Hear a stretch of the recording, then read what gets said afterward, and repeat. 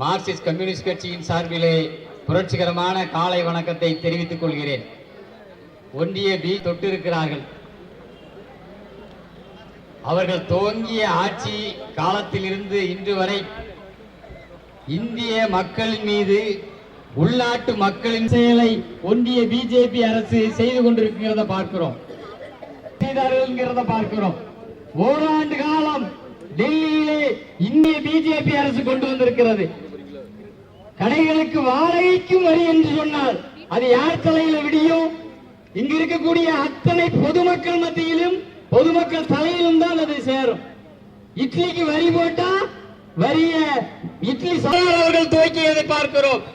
அப்படி வெள்ளை எதிர்ப்பு போராட்டத்தில் இருந்து துவங்கிய பாரம்பரியமான சுதேசிய போராட்டத்தை நடத்தி கொண்டிருக்கக்கூடிய வணிகர் சங்காவில் 10 ஆண்டுகளுக்கு மேலாக நடந்து கொண்டிருக்கிற பார்க்கிறோம். ஒன்றிய பிஜேபி அரசு மக்கள் விரோத அரசு என்பதற்கு இதை விட வேற ஏதாவது சொல்ல முடியுமா? ஆகவே இதை எதிர்த்த போக்கு ஜிஎஸ்டி வரியை ரத்து செய், தமிழக அரசு தொழில் வரி உரிமை கட்டணத்தை குறைத்திடு. மத்திய அரசு ஆன்லைன் வர்த்தகத்தை ஊக்குவித்து சில்லறை வணிகத்தை அழிக்காது. மத்திய அரசு வாடகை கட்டிடங்களுக்கு 18% ஜிஎஸ்டி வரி விதித்திருப்பதை கண்டித்து தமிழ்நாடு வணிகர் சங்கங்களின் பேரவை சார்பாக நெல்லை, குமரி, தூத்துக்குடி மாவட்ட வணிகர்கள் ஆர்ப்பாட்டம் நடத்தி கொண்டிருக்கிறோம். இது மத்திய அரசு வாடகை கட்டிடங்களுக்கு 18% வரி ஜிஎஸ்டி வரி விதித்திருப்பது மட்டுமல்ல, தமிழக அரசும் அதற்கு சற்றும் சளைத்த அரசு அல்ல என்பதை போல் வணிக உரிமம், தொழில் உரிமம் பெறுவதற்கு 650 ரூபாயாக இருந்த உரிம கட்டணத்தை 3050 ரூபாயாக உயர்த்தி இருக்கிறார்கள். 5 மடங்கு உயர்த்தி இருக்கிறார்கள்.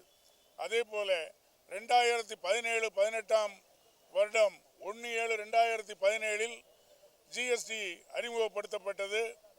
அப்பொழுது நாங்கள் எங்களுடைய சர்வர் சரியாக வேலை செய்யவில்லை, எந்த விதத்திலும் வணிகர்களை தொல்லை செய்ய மாட்டோம் என்று சொன்ன மத்திய மாநில அரசுகள், அதிலும் குறிப்பாக தமிழக ஜிஎஸ்டி அதிகாரிகள் 2017 முதல் 2023 வருடம் வரை உள்ள கணக்குகளுக்கு லேட் ஃபீ, அபராதம் என்று 200 மடங்கு அபராதம் விதித்து அதை எந்தவித கடிதத்திலும் அனுப்புவதில்லை, ஜிஎஸ்டி போர்ட்டலில் பதிவேற்றி விட்டோம் என்று அஜாக்கிரதையாக சொல்லி எங்களிடம் வசூல் செய்கிறார்கள். எங்களுடைய கணக்குகளை சரி செய்கின்ற பட்டய கணக்காளர்களுக்கு கூட எங்களுக்கு அபராதம் விதித்திருப்பது தெரியவில்லை.